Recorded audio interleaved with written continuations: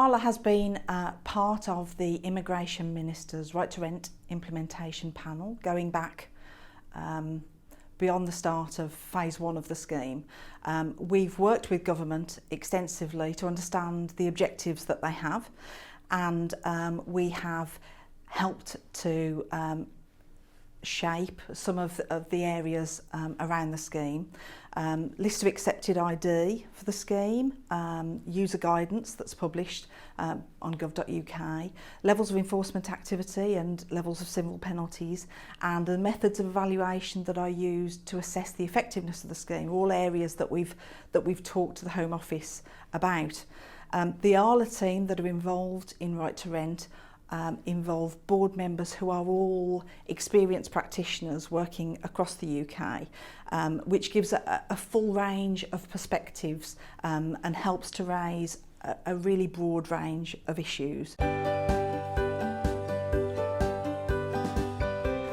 Members have raised a number of issues that legislators didn't foresee. So some of the popular areas that have come up repeatedly are around spotting fraudulent identification. So the concern around liability for identification that's been accepted as part of a right to rent check, which later turns out to be fake ID.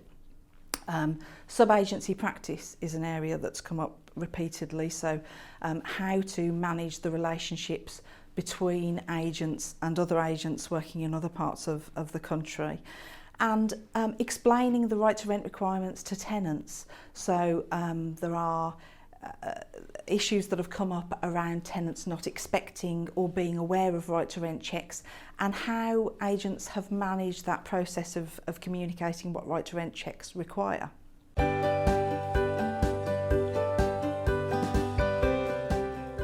ARLA has run a range of free seminars and continues to run seminars at ARLA regional meetings around the country. We've produced a range of articles on and offline, and work with the ARLA Legal Helpline to ensure that members are always up to date with the latest FAQs, the latest advice that we've had from the Home Office, and the latest practice around enforcement agency principles.